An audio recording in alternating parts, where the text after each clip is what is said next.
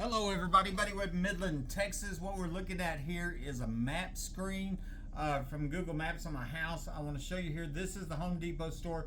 Directly behind there is my home where I was shot with my phone lines cut, okay?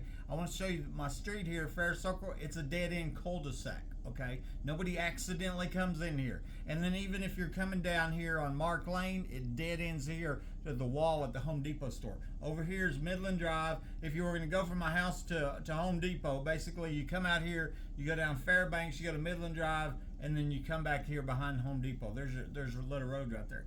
Okay, so I just want to show you, nobody accidentally drives by. Now I want to show you a couple years ago. I'm gonna put this in motion, and I'm gonna read to you a email I'm gonna send to the mayor, the chief of police, the Texas Rangers, city council, etc. And while we're gonna watch it, I'm gonna show you my security camera screen from 2 years ago, and it's amazing. Okay. Angie Mungia Herrley, the lady that told me about the young girl who was killed at the 2010 oil show party, said, "Buddy, you can't fight them. There are too many of them." And the ex-wife told me after our shot, "You don't know how many lives you ruined with your idiocy." She was trying to blame me for criminals breaking into my home and shooting me, but she was also saying there were a lot of people here when it happened. Where were they? They were in the underground home in the backyard. Tisha Brumley told me that the underground homes are where the oil show parties were held, and I'm sure they would have a lot of people at them. I probably wouldn't have cared if they would have stayed on their property, but they chose to come to my home. On June 3rd, 2022, I looked up at my outside security cameras and saw this huge line of cars driving by the front of my home. And this is a dead-end cul-de-sac that hardly gets any traffic.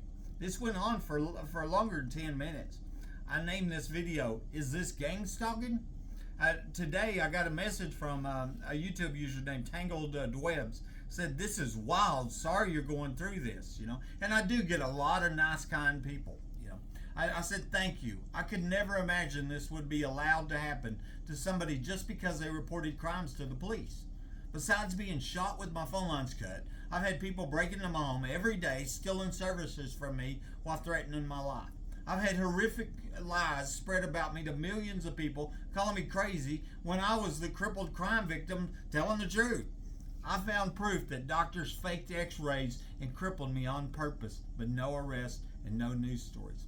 I had criminals under my home release some kind of poisonous chemical in the air of my home multiple times, which I reported to law enforcement before I had kidney failure.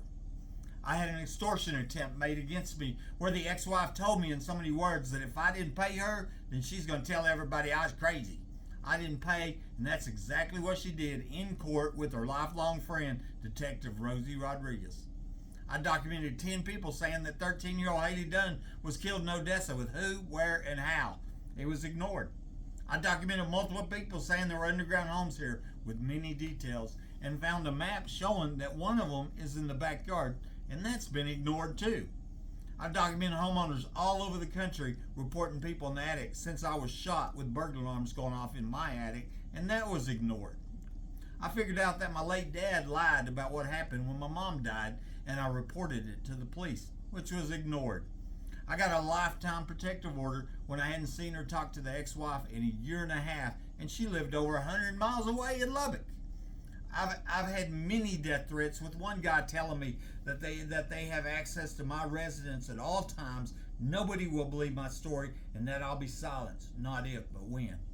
Just in the last week, on my TikTok channel, I've had dozens of people accuse me of being a drug user when I don't smoke, drink, or do drugs.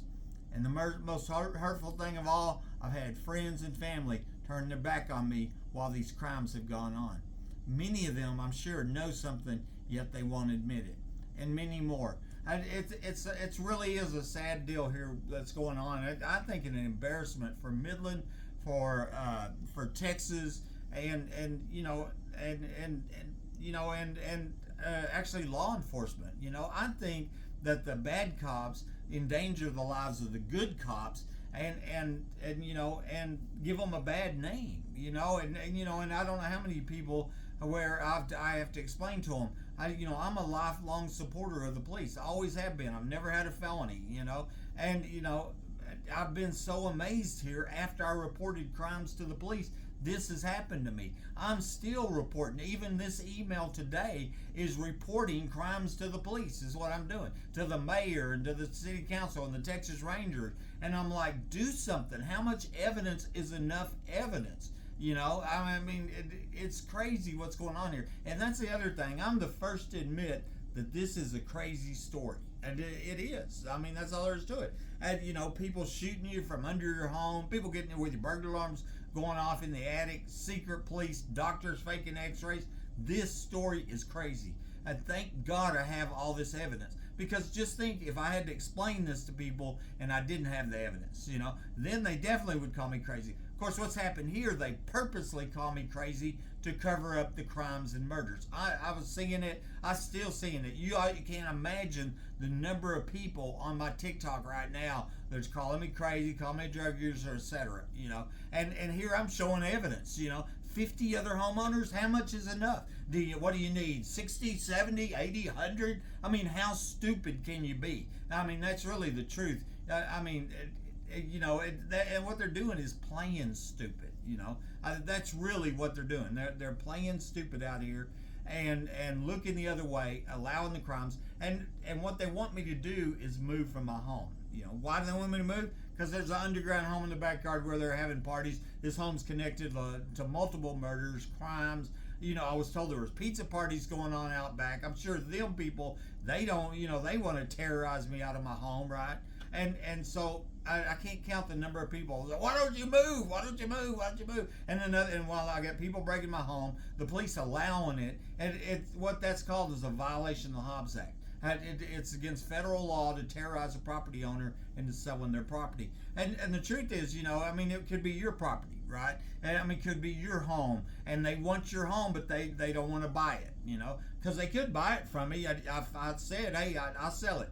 The price is $1 billion, you know, just pony up. Okay, guys, there's the video, and y'all let me know what you think.